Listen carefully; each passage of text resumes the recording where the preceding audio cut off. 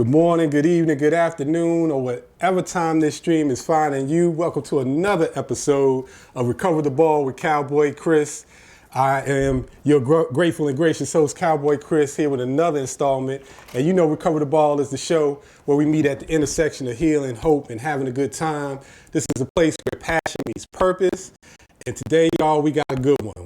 I finally was able to bring in somebody that, we've been having all the other teams come and represent. But, we got a Cowboy fan here today, man. I want to welcome to the Recover the Ball set, my man, Bomani. How you doing today? Oh, man, I'm beautiful today. I'm grateful, too. The little drop, it's all good. Indeed, indeed.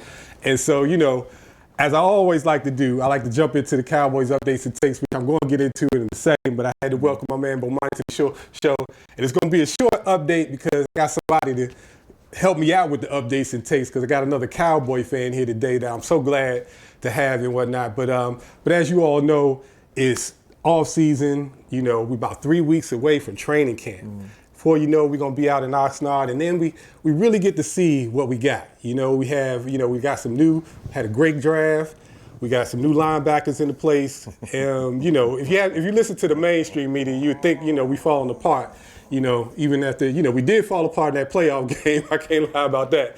But, I think we still got some solid players with us. But I'm really looking forward to some of these training camp battles. I'm looking forward to, I'm looking forward to them making sure we got CD and Cam. I hope they don't play around, with the contract and, make it happen. But we all know who our owner is and, how he likes to play games. But I'm excited for training camp to get here. And, before you know it, football season to be here. And I want to give y'all an update also on the recovery side and let you all know that during the football season, we're going to have Sober Sundays with Recover the Ball. And that'll be where locally you'll be able to come to a remote location or one of my favorite location spots to come to and maybe watch the game and, just be in an environment for some of my recovery friends. And so we can fellowship, enjoy the game in a great atmosphere. So look forward to that. And also, if I can, I'm pulling some strings to see if we can get a fantasy league going as well. Have a little fun so we can build this Recover the Ball community up real nice and strong. So I'm looking forward to that. Yeah, and that's about it with the updates and takes, y'all. I'm really looking forward. I thank everybody, as always, for joining the show. If this is your first time here, welcome. This is the show where we talk about our passions, and one of my passions is the Dallas Cowboys. And so that's the theme of the show, Recover the Ball. And then the other part of the show, we like to talk about recovery. And it's an all-recovery network here at Recover the Ball. So whether you're recovering from illness, recovering from loss, recovering from addiction, and the granddaddy of them all, as I like to say, is recovering your vision, purpose, and dreams. That's what we all trying to do, especially after we recovered from the first parts of recovery. So welcome back. We're going to get started. So let's go ahead and kick this thing on off. Welcome to the show, Bomani. Man, thank you. How's it going, man? Man, I'm grateful at the moment, man. Oh, man, that's awesome. And I'm grateful to be here. When you asked me, man, if you would have seen me, how excited I was to, participate in something like this and be a part of this, man. I'm grateful to be here, man. And I'm excited like a little kid, man, because this might be the first time I was able, I'm able to, we identifying a lot of areas and stuff, but it seems like we on the same page, when you brought it to my attention. So I'm glad to be here, and man, I'm ready to go, man. Man, that's what's up. Welcome to the show. See, this brother here, we got a lot in common. His birthday, I want to say, is the day before mine. You the 17th, right? Yes. May 17th, I'm May 18th. We both talk. People be confusing us for each other sometimes and whatnot. Right. And as you can see, we both Cowboy fans. So, we got a lot of chemistry here already. Both from New York, too. Both from New York? You from New York? Okay. Yeah, I was born in Syracuse, New York. You was born in Syracuse? Yeah. Okay. I was born in Syracuse. We both upstate, too. That's a lot in common, man. So, it's going to be some chemistry here. And what I always like to kick off to is I like to ask, especially the Cowboy fans, when did you first become, fan of the, the silver and blue? I remember 1977. That's the year one of my youngest sisters was born. Okay. And, one of my oldest brothers lived in a house with me and my mom. and my stepdad at the time. Okay. We was living like in Duluth, Minnesota at this time. And my sister was being born. And I remember in the hospital, she was born December 10th, 1977. Wow. So when we were in the hospital, right, the brother that I spoke of, one of my oldest brothers, he was a Cowboy fan. Okay. And I remember how excited he was watching the game. I was like 3 years old at that time. And I remember how excited he was watching the game. Yeah. So, you know, you want to be like your big brother at that time. He was, Right. if I was 3, he was already 18. Okay. Okay. And I just remember just following his lead. Like, he was rooting, and I was rooting with him. And I remember that was my introduction to the Cowboys, to football in general. Football, right. And I just remember that blue and white and the star on the helmet. So as years went by and I eventually landed in Washington, D.C. at the age of 5 years old, of course, the Cowboys they tried to convert you. Okay, they tried to convert you. And I remember the team, and I was like, oh, okay, look at that team, you know? Right. And every time I see him, I would just go crazy. And I remember I started playing youth football. Okay. And one of my coaches was a Cowboy fan, and he mimicked a lot of what the Cowboys was doing at that time. Okay. So yeah, but 1977 was my Wow. introduction. But I can say I started watching football on my own because I grew up in a household with my mom and stuff like that. She was a Giants fan, so. Okay. But you know, My mom was a Steeler fan. It's okay. back in the early '80s and stuff like that, it was like one TV. Okay. Okay. You know, we weren't that fortunate to have, TVs all over the place, but I didn't watch a lot of football until I got older, and I was able to move around myself and go over to my friends' house and watch football. And I just always rooted for the Cowboys. But wow. I grew up in Washington, D.C., and it was just like I had to make a business decision because I was outnumbered a lot of the time. Oh. You know what I'm saying? At a young age. Do I know? And it just started from there, and I just ain't never looked back. That's funny. Yeah. I tell people, I say, I think there's some, because before I actually understood football and became a fan, being born in New York, and then my mom moved down here to the DMV. I had my dad bought me some at the time Redskins gear. You know what I'm saying, and had that on. But I remember seeing a picture of it, but I don't even know. I'm glad I don't know where that paraphernalia is. But then when I got a little bit older, I had to be about 3 or 4 in those pictures, maybe even 2 or 3 at that time. But then, just like you, 77, I just remember the Super Bowl, the Denver Broncos, Cowboys was going against the Broncos, and I I told my Recover the Ball family that all the time. They know, I saw my mom rooting for the Cowboys. I thought that was her squad, so I was like, okay, I'll root for the same squad as her. But she was like, nah, I'm a Steelers fan. But I said, nah, she said, but that's your squad, you stick with them. So I stuck with the Cowboys ever since and whatnot. But, that's where it started. And, like you said, outnumbered. But then, you'd be surprised. There's a lot of Cowboys fans here in the DMV and whatnot. So you're not alone, really, and whatnot. You're not alone. And I like to always say, because I got into a lot of arguments growing up, which I know you had too. And so that and the Cowboy, you know what I'm saying? Yeah. My system even more. But I like to say DC stand for Dallas Cowboys. Dallas Cowboys, right? That's what I use today. Please. Yeah, right. Exactly. Yeah, indeed. So, man, that's where we started. But what you think of the state of where we are right now? So,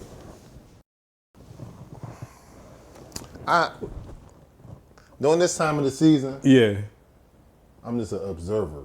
Okay. Because I came from that era when my expectations was so high, like mainly after the 90s. Okay. Because I was able to see my team win 3 Super Bowls. Right. So my expectations was so high. So that the higher the rise, the harder the fall, right? So I felt so many times that as I started getting older, I learned how to just watch. Okay.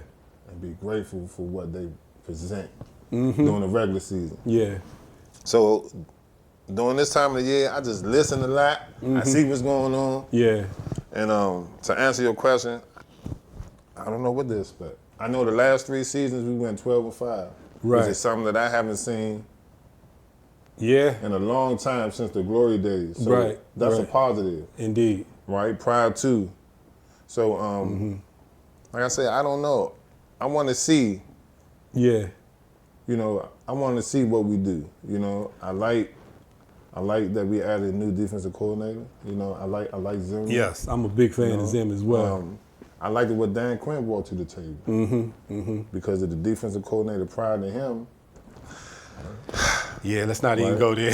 Right, so Dan Quinn came and he gave us some light. He helped put us on the map, excuse me. But as time went on, I started seeing some discrepancies in Dan Quinn system, and I was like, it's a little too small. So I'm happy about Zimmerman. Yeah. Like you said, I'm not happy about how we attack the contract situation as an organization. Man. It gets on my nerves. Like, why are we not ahead of that? Right. You know, we could save so much money, sign some additional pieces, but Jerry Jones, the cowboy that he liked to play, as far as negotiation is concerned, it's like, but why? You know what I'm saying? You know, spending more money. Exactly. When you get ahead of it, like I remember when Dak was a rookie, right? Where he was on his rookie contract. Right. He showed promise his rookie year. Oh yeah. Yep. Now, in your mind, because he had an outstanding rookie year, you would think that they would get ahead of that and be like, let's ink him to a nice lock deal him down now. Because if we be this good for 3 or 4 years in a row, then we're going to have to pay him no, we're going to wait.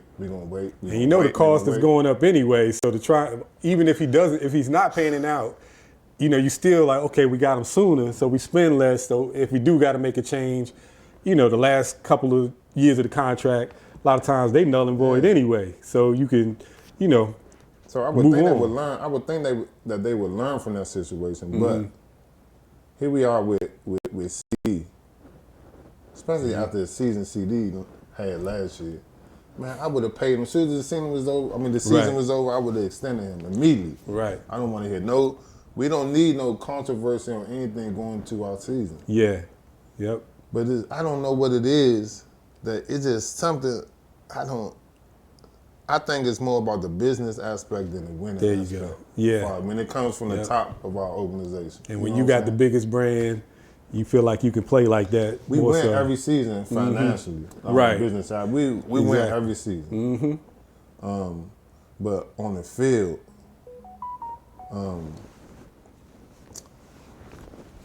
I think we make some decisions that put us in. We make some decisions that put us in a good position, but like I remember the season, and this is my honest opinion, Chris. This is my honest opinion, right? When we traded Amari Cooper, right? Yeah. Amari Cooper was here, as far as wide receivers, players in the NFL, right? We traded him for a 4th or 5th round pick. We didn't get no type of compensation for him. Right. Yeah. So in my mind, I'm thinking there was something personal going on between them two. They didn't use the business aspect of it. Right. Yeah. They gave away $20 for 75 cents. Right. And decreased the quality of receivers you got in the room, you know? It's like, and I really thought that we was really trying to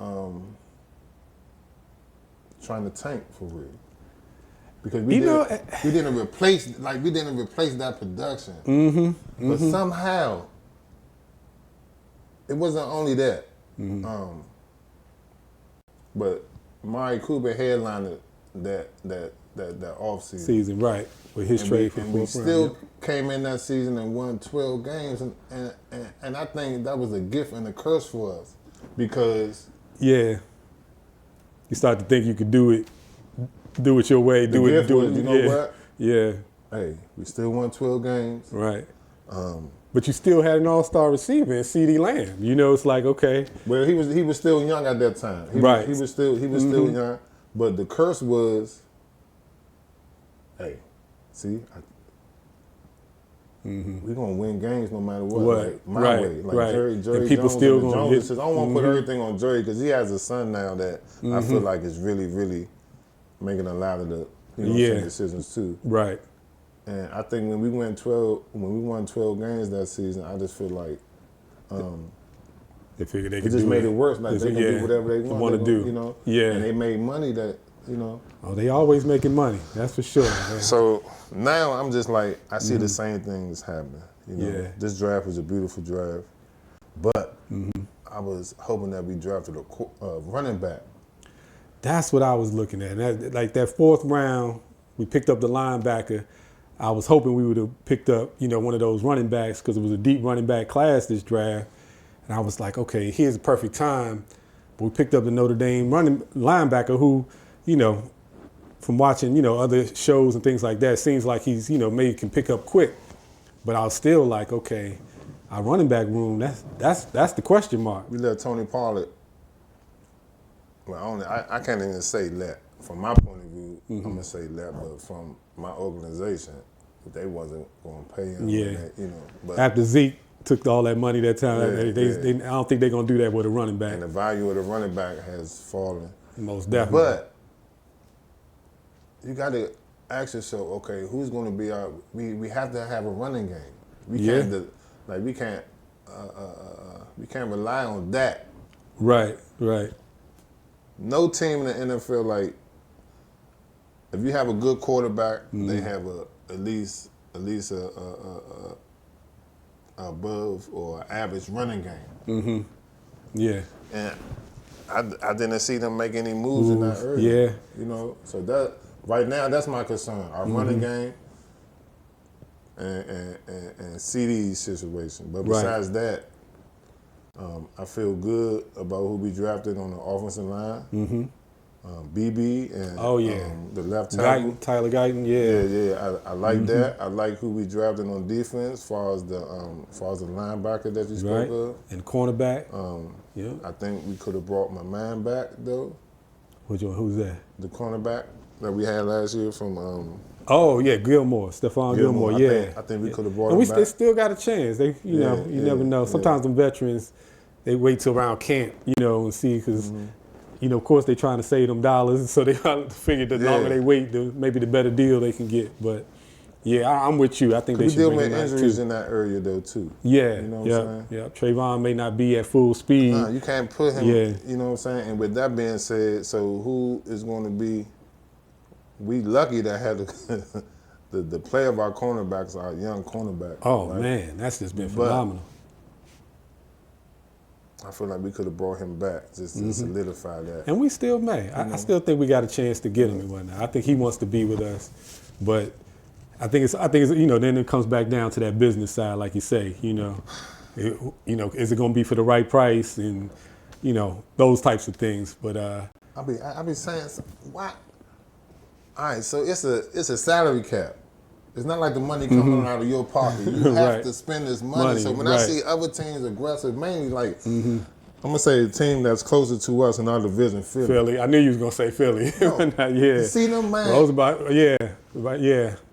A.J. Green been in Philly how many years? Yeah. A.J. Brown. A.J. Brown, he been in Philly how many years? Like 3? He been got a contract almost every year he been in Philly like an extension. The organization is doing what they want and need to do to try to win games. I don't see it. I don't see that in our organization from the top. Yeah.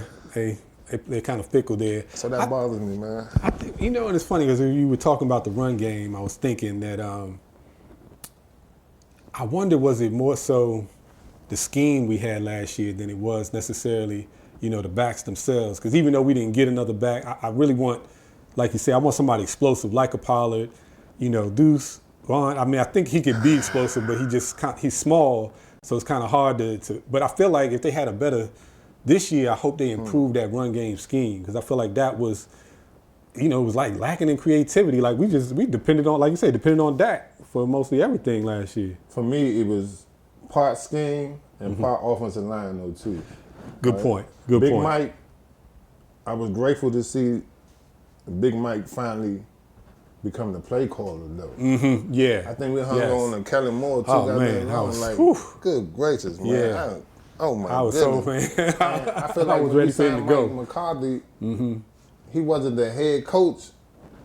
He wasn't his. They didn't allow him to be his full Himself, self. yeah, you know. So that's that Jones stuff. That right Jones stuff, right? Exactly. Always there. This meddling. man been an offensive mastermind his whole career. Yeah. Beat the Cowboys. You know what I'm saying? How are you going to give him again? Right. You gave him an offensive coordinator. Right. That needs to learn from Mike McCarthy. How right. is Mike McCarthy going to? But I respect Mike McCarthy, how he stood on business the whole time. Yeah. He separated himself from him and Kellen Moore. He said, look, that's Kellen Moore offense. He said, you install it, you call it. Exactly. I'm stay over here. Right. If this is what they want me to do, I'm going to do it. But eventually, the truth is going to be told on your soul. Indeed. Right? The proof going to be in the pudding. Right. And, so I respect Mike for that. And last year, Mike was able to start calling plays, and you was able to see the difference. But as far as the scheme of the running game, Pollard was hurt. He was recovering. Yeah, he was recovering, right. We didn't have too many running backs to, so we really relied on Dak a lot. We did, right? Too much. But the scheme plus the offensive line. Right. We were sucking that center. The center wasn't getting no push. And now, like I said, I'm able to see footage of how, even Tyron wasn't good in the run. You know what I'm saying? So hopefully we're able to improve in that area. But the running backs that we have in camp is just, we don't have nobody dynamic other than Deuce, who's small. But we went back and got Zeke. Yeah. And you ain't like that move too tough. Well, one thing I know I know about Zeke is that Zeke is going to show up. And he's going to play hard. Right. Yeah. And when it comes to 1 or 2 yards, he's going to try his best to push the crowd. And with a better line, But man, even in free agency, man, I mean, come on, man, get somebody. Yeah. Come on, man. Who did we pick? We picked up. Was it Royce Freeman? We picked up Royce Freeman. I haven't heard nothing about him. Nothing at all. Nothing. Yeah. It's just We signed another bruising running back. I can't think of his name at the moment, but Okay. The running back we had last year that was he got some time last year, but he stayed hurt. Yeah. I know his name is Poor Deuce. Say that again. Poor Deuce. Right. I was like, give him give him the ball. But then at the same time, like you say, that line, whoever had the ball, sometimes it was just like they had to make it happen because it was no daylight, create no gaps, so it was like, okay. Immediately. So hopefully, the changes we made in coaching and in that area on the offensive line, I hope that, but like I said, this time of the season, man, I'm just watching. Yeah. I'm a diehard, so. Me too. I'm watching. I try to keep up with everything all year round. Yeah. Me too. I'm waiting to see what happens. I learned how to keep my mouth shut and watch my predictions and stuff like that. So how you keep up with us during the year? Do you depend on ESPN and the 3-letter, the 4-letter networks? I don't watch ESPN no more. I should be an ESPN fanatic, bro. Right. Wake up in the morning, go to sleep at night. Okay. But we was talking about it, man. I'm online now. YouTube, online. Man. I watch, content creators, the Boss Cowboys, the Vaches, Wash Lombardi, Foots the King. Shout out to Foots here locally. Yeah. Will Still, CFT. Yep. Those guys, man, and I'm grateful for that because they keep me informed. Yeah. They do all the hard work. They do all the work. They draft guys. All I do is I do is mimic the information I get from them. Right. And it's really intriguing for a fan like me because that's what I really wanted. The media They trying to tell us, right? They trying to tell a story. See, how much drama they can create so they can get more eyeballs. They go them Cowboys, like it's the backlash, right? And but I trust those guys, and that's how I keep up. Yeah, that's how I've been keeping up for Indeed. like man the last 3 years or so, man. Just watching them guys, man, all year round. Yep. You know, and still even this time of the year, it's a lot of predictions and hopes, right? And things of that nature. So it's not really nothing concrete. So pick and choose, right? You know? But like I was telling you, I like them, man. I like them group of guys, man. Yeah, Final Word, the Round Table, all them. Yeah, man. I like them, man. Shout out to them guys, man. No doubt. This it has changed the info aspect of sports. Yeah, you know? Makes for a smarter fan, and with the technology there is now, it's like you don't have to depend on it. You know, we're not back in the days like when we first started watching it. It was ABC, NBC, and CBS. That's all you had. Sports was on the news. You right. Know what I'm saying? George Michael's sport, like sports machine and stuff like that. Like, right. Yeah. You know, 10-minute segments, bam. Yep. So when ESPN came along, I was like, wow. Yeah. Well, when I came along to ESPN, right, it was like, wow. You know, and I love other sports, of course, but indeed. But now though, I'm a YouTube. I like podcasts and stuff. Yeah. It stick to one team, the team I like. Like, you can choose. And even if you want to see, what the other teams are doing, you can, easily catch a clip here and there and whatnot. But I'm like you. Mostly, I'm stuck on the YouTube. Those content creators. For a long time, I would go to DallasCowboys.com and watch, like Derek Eagleton, no shows and whatnot, because that helped me get a little bit closer. You know what I mean? I still tap into them. The Cowboys, they got podcasters and stuff. Right. Exactly. Yeah. So it's beautiful for me because I can just anytime. Yep. Like when something happens, I know where to go at and get the good information. I don't. Yes, indeed. ESPN or nothing. Indeed. Just highlights. Most definitely. So I always encourage my Recover the Ball family, if you haven't tapped into some of the other content creators, I'm glad you tapped in with me, but definitely check out some because it helps you get a little bit closer and get some of that nuance that, you may not get other places. And, film. And, it's funny, I was watching one, the guys on one of the big networks.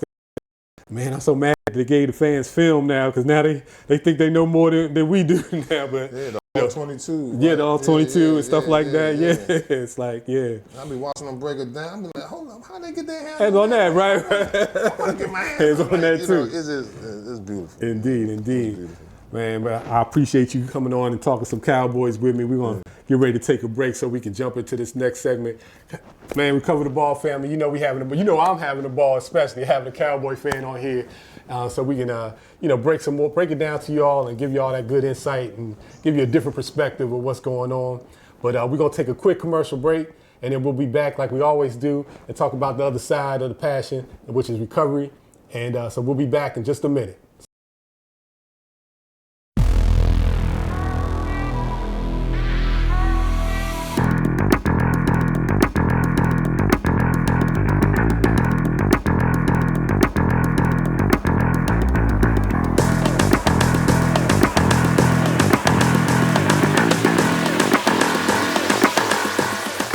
Back to new cadence. Here we go. That's going viral the whole nine. So you're now rocking with Cowboy Chris and Recover the Ball, where we're going to be talking football. We're going to talk recovery and being at that intersection of healing, hope, and having a good time, folks.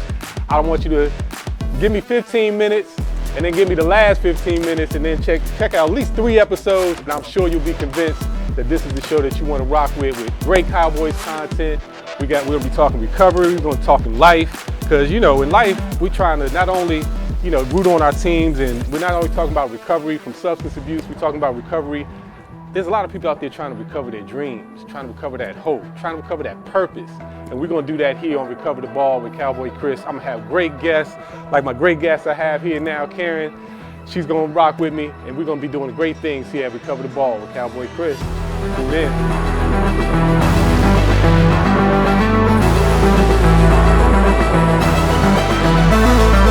Welcome back to Recover the Ball with Cowboy Chris. Your grateful and gracious host, Cowboy Chris, sitting here with Bomani. We talking Cowboys football. We having a good time doing it, and as always, in our second half, we like to flip the script because we know it's a lot of Cowboy fans out there that are in recovery in one way or the other, whatnot. Whether you're recovering from illness, recovering from loss, or recovering from addiction, or most importantly, as we always say, you're trying to recover those hopes and dreams.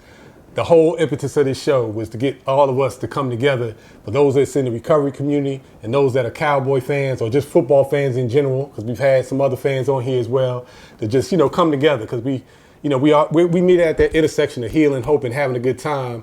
So as always, as we come back, we'll jump back into the conversation. We were talking about some of our favorite content creators. We wanted to shout out Mark Holmes, who was also local here. Mark Holmes, man. He was one of the first guys I watched as well. I think I started watching Foots. Yeah. Then I watched Mark Holmes, and that led me to everybody else and whatnot, So like nonstop, that's where we get a lot of our content Red Brick from. House, all that good stuff. Yes, sir. Yes, sir. Yeah, Jeff Kavanaugh, the website, the whole nine. Everything. Indeed. But on this side, we like to talk a little bit about recovery. Just in life, we've all had to overcome, certain challenges in life, something, where we kind of hit our bottom in life, and on one way or the other. I had last episode, had a brother on here, a retired firefighter, Lieutenant Joe, who talked about his recovery from being a burn victim and, doing from a fire that he was in. But now he's out, spreading good word, and he talked about that community and how he's, helped change a lot of lives and talking to a lot of men and helping them get on track. And so, I always ask, on the second side of the show, I always ask, when you hear the word recovery, what does that word mean to you, or how do you relate to it? When I hear that word today, I hear an opportunity, right? And that word means a lot to me because it's really dear to me because I'm in recovery myself. Okay. From my altering substances. Gotcha. Yeah. That was that's what my fall took me. Same here. So when I hear the word recovery, my antennas go up. Okay. Because now I understand, everybody is in recovery in whatever it is that was their thing, and I understand that fight. Yeah. And I understand how it is, it's an every moment, everyday thing, regardless of what it is. So I don't put my recovery in front of nobody else's recovery, but I hold mine dear to me. Yes, sir. That's my responsibility. So, yes, sir. Yeah. Indeed. Same here. For me, our recovery, I always tell, my family, Recover the Ball family already know, like you said, mood altering substances was my thing, mainly alcohol, and just how, as I've learned in recovery, it's like you get to a point where you kind of cross that line, and I didn't even realize it, that I had crossed it because I was still, functioning. I was still going to work, still doing, still watching my Cowboys, still doing a lot of things and whatnot, And interestingly enough, before I found out about a lot of these content creators, it was like, my thing would be is I would get up, dry heave, then go to the corner store, get me what I wanted, and then come back and watch, First Take, watch a sports show, what I'm saying? Just so, I could escape, what I'm saying? Because I realized that I, really just didn't want to, I kind of got to a point in my life that I just didn't want to deal with stuff, what I'm saying? So it was like, let me go do that and come back and then, watch Stephen A. Smith, Joan on my Cowboys, but, catch up with sports and things like that. But, I kind of had to get to that point where I realized, okay, I got to make a change and whatnot. You know what I'm saying? Something's got to be different because I started seeing things not, my story was like, the way, I always say my higher power talked to me was through the job and whatnot. I couldn't quite seem to hold on to one when I was, at that point, at that bottom and whatnot, So I can totally relate to holding it dear to my heart, what I'm saying? I was telling, over the weekend, I was telling some friends that, this year, God willing, the creek don't rise. It'll be 10 years that, I've been on this journey, what I'm saying? And it's been so great. It's been like since I've been. Thank you, I appreciate that. Since I've been on it, it's like it's been so interesting because I've been able to enjoy my Cowboys more and enjoy life, on a level that I really didn't think I'd be able to enjoy it on. You know what I'm saying? I thought I had to depend on those things. I mean, I don't know. You could jump in. What was your experience like? Just in terms of making that change and being on this journey. So yeah, I've been on this journey since 2016. Okay. May 23rd to be exact. Okay. And prior to that day, man, I was in the heat of hell. Okay. But the sad part about it was I never acknowledged it.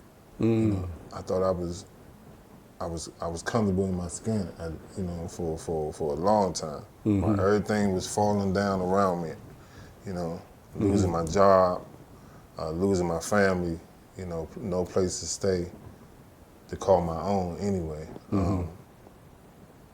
No job, just things of that nature, just losing all aspects of living. I was comfortable with that. I was surviving. That's one thing I've been my whole life. I've always been a survivor. Okay. Yeah. I'm always find a way to get a dollar. I'm always find a way to give me something to eat. And I can wear it well, whereas you couldn't tell that I was, drowning when you see me. Unless you knew me for a long time, then you can say, "Bro, something ain't right with you."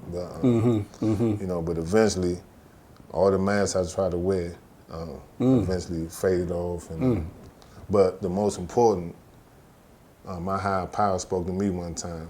And stop me if but no, you good. My day was I got to the point where I was staying in a laundromat in my old neighborhood in Southeast Washington, D.C. I was staying in a laundromat in the building that I used to live in when I was a kid. When I say stay, I mean what I had as belongings, I will put them up like similar to how this ceiling is. I'm tall, I'm 6'5" and a quarter. Okay. I would stash my belongings in the ceiling. I would lift the towel up. Okay, yeah. Got you. I would stash my clothes and my comforter and stuff up in the ceiling, and I would hang out all day. And at nighttime, I would come back to that laundromat and I would grab my comforter and I would put it on the floor, and that'd be my resting spot. For a couple hours, 3 hours, 4 hours, and I was cool with that for a while. But one night, it was in May. My birthday May 17th, yours Right. the 18th. My daughter's birthday is the 19th. Okay. So my birthday came around, and I never forget. My daughter's birthday was that Friday. No, her birthday was that Thursday. And because of the state I was in, I didn't have an operating cell phone at the time. Okay. And I didn't feel too comfortable about myself that I couldn't even pick up the phone or stand in the presence of my daughter to wish her a happy birthday for the first time ever in my life and her life. She was turning 10 that year. Okay. And I tried to play it off like I did everything else. And I remember I went to go give me some rest that night, and I went to that laundromat and I grabbed the comforter out the ceiling. I went and I set it down, and I was about to go lay down, and a voice said, "Man, bro, man, what is wrong with you, man? Like, what the hell is wrong with you, man? Like, what are you doing? Yeah. Is this how you want to die? Right. You ain't even see your daughter. Man, what is wrong? Right. And that what started the ball rolling. Because yeah. when I heard that, I finally acknowledged it. That voice always been there. 'Cause I did a lot of crazy stuff, but right. I finally acknowledged it, and I was able to look at myself like, yeah, man, what is wrong with what? And I was able to see my surroundings like, man, oh my God, man. this is what I'm accustomed to at the moment. Yeah. And I remember I cried out, and nothing happened. Ain't nothing fall out the sky or nothing. Right. Uh-huh. So I had to get into action. How about that? And I thought about a friend of mine that I consider a friend, that I consider a brother, king brother at that. You know how I'm going. Yes, sir. Yes, sir. And I reached out to him. First time I ever, because I always been known as the big brother around my neighborhood and stuff like that. So I always played the tough guy. This is the first time I ever reached out to somebody and cried for help. Like, man, please help me, man. I need some help. I don't have no job. I don't have no place to stay. You know, I'm addicted to this. I'm addicted to that, man. Please, man, can you help me? And this was, Friday night, Saturday morning. Okay. And that brother said, man, I'm gonna help you. I can't help you at this moment, but if you can hold on till Monday morning, which was the 23rd of May, he said, man, if you can hold on till Monday morning, I'm gonna help you. And I did my best. I was going crazy that weekend. Okay. A friend of mine finally let me use the phone to call my daughter. That Sunday, I was finally able to pick up the phone and call my daughter and wish her a happy birthday and apologize to her and stuff like that. And I knew I had to make a change, you know. So Monday morning came, I was able to reach back out to him. I did what I said I was gonna do. He did what he said he was gonna do. Yeah. And he took me to Apple. Okay. Know? Yeah. And Apple led me to treatment. Gotcha. You know, and my life changed in that place, man. And that's amazing. I've been here ever since. That's amazing, man. I've been on the road of recovery ever since. Man, our stories got to stop sounding too much alike, man. Because it's like, when you said that brought me back, because mine was my turning point was on a Friday as well, and I had to wait till that Monday and whatnot. I called the 1-800 line. They said, "Can you wait till Monday?" And I was like, "Yeah, I could wait till Monday," but like you, thinking everything was all right, you know. Because like you, I can make something happen. I was always able to get a job, you know, take care of myself. And and as you were sharing too, I was sitting there thinking, like, you know, at that time, I knew I could do for me. I'm the oldest within my siblings, but raised mostly like an only child. So I'm just used to thinking about Chris. But at the time, you know, I had family, you know, my wife and kids, they were, you know, with me. And as you were sharing right now, I was just thinking like, okay, what was I putting them through? Even though I thought I was fine and I was taking care of, I always tried to make sure I was taking care of them. But I saw myself as, now that I look back at it, how selfish and self-centered I really was and whatnot, you know. But I just, like you, I just remember my godmother calling me, and she was, because she had helped me get a job, you know, with this church. And shout out to Emory Fellowship. I appreciate y'all to this day, because they really helped me turn my life around. But my godmother Hazel called me, and she was like, you know, "Chris, they looking for you." You know, and it's something, you know, and this is the woman that, you know, gave my mother the baby shower when she was pregnant with me, you know, and she has twin sons, T.W. Marty, shout out to them. They like, you know, family, we like family and whatnot. Family. And my twins are born on their birthday, you know what I'm saying? So it's like, you know, just a connection there. And when she said, "Chris, they're looking for you," it was more than just like the job was looking for me. I felt like, you know, my family, my friends, you know, my life was looking for me. You know what I'm saying? And I just remember just like breaking down, you know, making that cry for help. Like, okay, I gotta do something, man. This ain't working. God help me. I gotta do something. But like, you know, like you said, ain't nothing fall out the sky. I had to put some action in, you know, make a call, do something. I told a couple other friends, like, you know, I think something ain't right. You know, I'm not flowing like I'm flowing. And, you know, sometimes people think because, like you say, I'm able to wear that mask, I'm able to, you know, maybe charm my way here and there. And some people weren't seeing, but those really close to me, when I said, you know, I think something's wrong, they was able to, you know, well, yeah, like, but what we gonna do? And I'm glad that they encouraged me and pushed me to take some action. You know, matter of fact, my godmother was like, "I know somebody, you know, we got meetings right here at the church. You know, why don't you meet her there on Sunday?" And I was like, "Yeah, I'll meet, you know, I'll meet the person she wanted me to meet." And like you said, it just changed. And just like, it's amazing how our kids, I remember, my daughter, my youngest, her looking at me sometimes, when I was in those states, and, that really shifted my perspective on what I was doing, and like, okay, making me, just reflect and really think differently, just in terms of my approach to this, and like, maybe I ain't got this, you know what I'm saying? And if anybody's watching, you know what I'm saying, just like, if you're feeling that way, we always put numbers into the comment section. So if you feel like you need some help, please, definitely reach out, because there is help, out there for you, whatever you're recovering from. Because I always notice a theme of this show that those that are recovering, no matter what we're recovering from, we can't do it by ourselves. You know what I'm saying? It takes a community. You know what I'm saying? They always say it takes a village to raise a child. I always say it takes a village for everything. You know what I mean? None of us are in this by ourselves. We can't do this by ourselves and whatnot. So I have to ask now. What's your relationship like with your daughter now, since you made that change? Man, I'm just so grateful, man. Yeah. And first of all, my higher power gave me the opportunity to wake up in the morning. But I always say that I have to get up.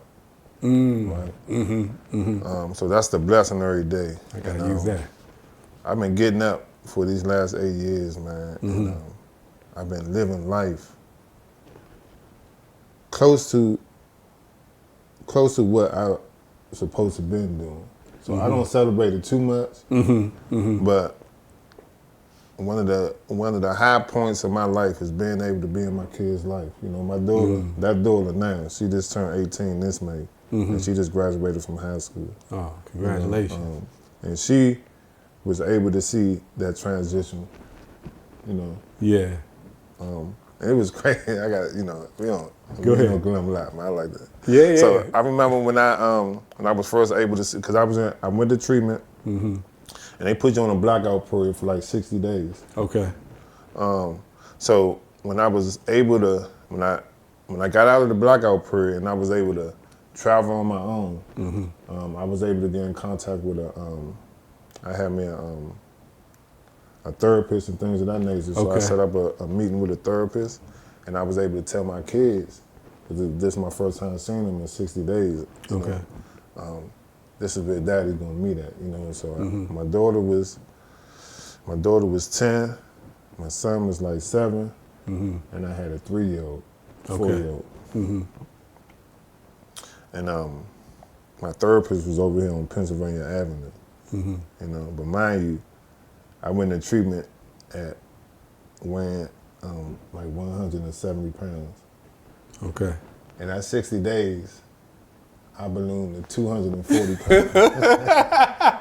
They was feeding us 4 meals a day. I ain't never ate 4 meals a day ever in my life. Yeah. So I ballooned to 240 pounds. Wow.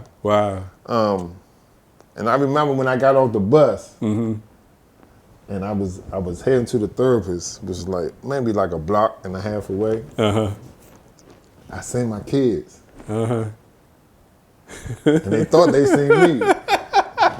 Right? And I remember they jumped off the porch of the therapist's office, and they jumped off the porch, they running like Daddy, but they're like a block and a half away. Yeah. And then they stopped like, hold up. Is that Daddy? Yeah, that don't look like the Daddy I know. Right. And, that's one of the funniest things I remember. But I remember asking my kids, you gotta be honest with your kids. Kids know. Kids are the most honest people in the world. No doubt. Before they get older and they start telling lies and stuff like that. But that's not here then. But I remember asking them, like, how did you see your daddy when he was down and out, And it's funny, like, what I remember is, my daughter saying, you don't smell the same no more, Dad. And that really pierced me, like, wow. Yeah. You mentioned how we don't know, like, when we in our mess like that, we don't know the effect we have on other people. Right. It's just like we think we wearing a mask.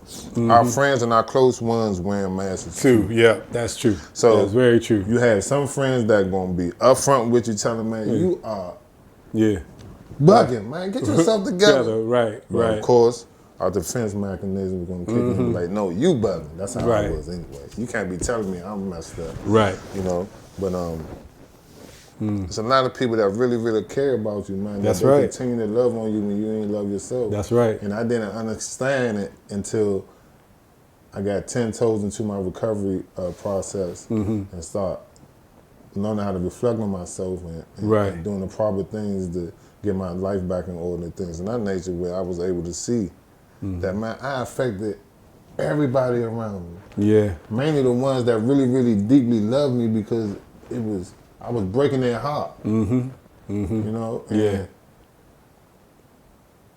I remember when I started being back in public, and people that haven't seen me in like 3 or 4 months, when they seen me, it was just like, oh my God. Yeah. They was excited on the front end. Right. On the back end, they was like, man, I remember when I seen you like this. And I went home and I cried all night. See, we don't see that part. Right. We don't hear that part when we out there. Right. Know, when we affecting people's lives like and that. things like that. You know what I'm saying? So, especially those that love us dearly and whatnot, you know, it's like. And when I think about when I think about that today, it really humbles me. Oh, because, I'm around a lot of people today that never seen that part of me. Yeah. But, you know, we think our recovery is for us, which it initially is. Yeah. But also, we put smile on people's faces today. Yes, yeah. You know, we show up. We become front runners and testimonies. You know, it's amazing how many calls and inboxes I get. People be like, hey, man, what you did, I need you to do it for. Yeah. You know, but, you know, it's beautiful, man. And I wouldn't change it for the world, but.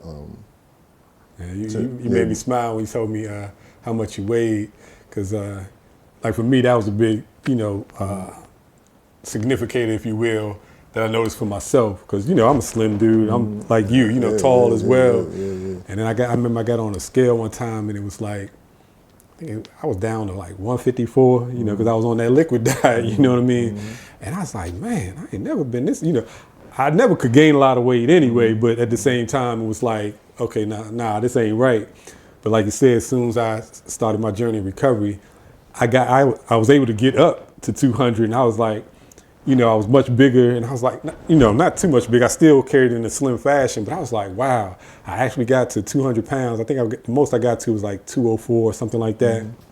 And I was just like, and I was happy to have it. But then, you know, now I started, you know, working out and exercising, and kind of got to, you know, my average is about 170, 180. I was like, okay, this must be where I'm normally, you know, I'm at. But that weight was a big, you know, big significant of it all. But because I'm so slim, most people couldn't tell. They're like, Chris, you always been skinny. But I was like, nah, I was becoming something that, you know, that I you know, didn't want to be and whatnot, you know. Like my childhood friends, they always say, they call me a fat boy.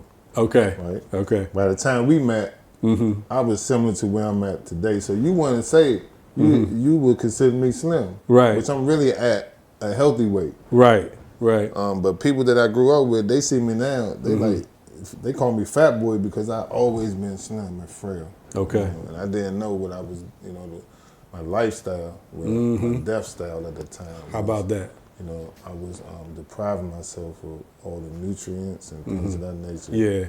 You know, of just good living. Yeah, indeed. So now that you've been on the journey a while, and you get invited on shows, and you get to, you know, speak your knowledge to a lot of folks. I always ask the guests, you know, like, what is your, you know, your go-to for inspiration now? Because, you know, it's not like, even in our recovery journey, we still sometimes, you know, I was struggling yesterday, you know, just in terms of my, you know, my mind state and my attitude a little bit. So I was kind of glad we got to do the show today. But what are the things, what are some of your go-tos in terms of finding that inspiration to keep you, in that, that state of mind that you want to be at, so you can keep living the life that you're living today? It's real simple, man.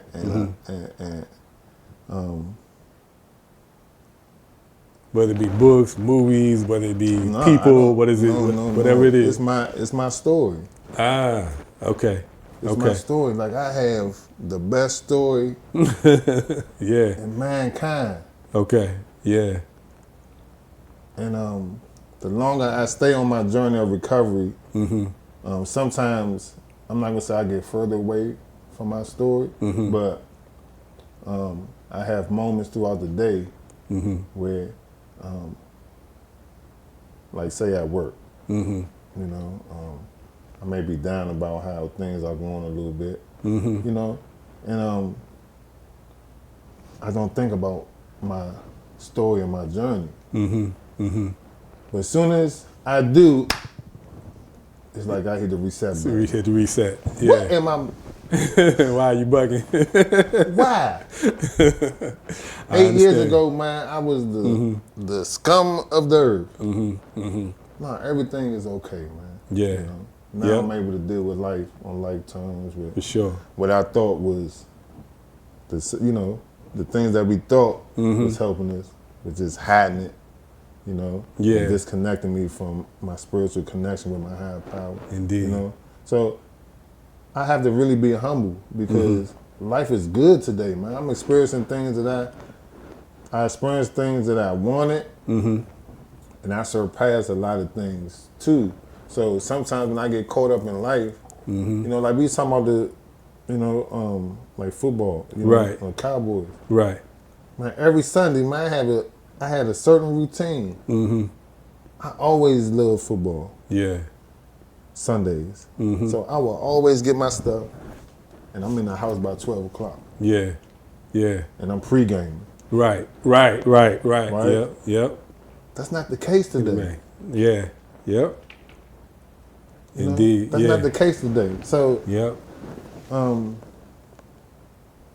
man, my story is that's the foundation, man. Along with when I see my kids, when I see my family. Yes, indeed. Yes, like indeed. You, man, I'm a married man today. I inherited, I have 3 biological kids of my own. Yeah. But I've inherited 5 kids. Got you. And a grandchild. So you're raising a village. Yeah. Indeed. So I have enough evidence around me that I should always be grateful and happy at all times. That's what's up, man. Yeah, I'd be lying if I said that I am all the time. Indeed. Reminded, as we all do, man. And I want to thank you, because you remind me, you one of my favorite follows, whether it's about the Cowboys, but you always have that positive word and a positive message for folks. And that's something that I appreciate. And, and I try to share and try to carry with me. And like whenever I'm feeling down, sometimes you'll come across my feed and you always giving us, some love and some understanding or appreciation for life. Man, I want to thank you for joining, coming over to cover the ball as always, man. I don't want to leave, man. Well, you'll get to come back. You'll definitely be, as a Cowboy fan, I got to get more Cowboy fans on here and whatnot. So you'll definitely be welcome back on the show. Recover the Ball family, I thank you for joining us and checking out another fantastic episode of Recover the Ball. As always, we air every second and fourth Monday of the month. So I look forward to seeing you all the second Monday of this month, and as we go into August, because football season is coming. So stay tuned. I appreciate y'all. Y'all have a wonderful summer, and we'll be catching up with you on Recover the Ball. Peace. Peace. Salute.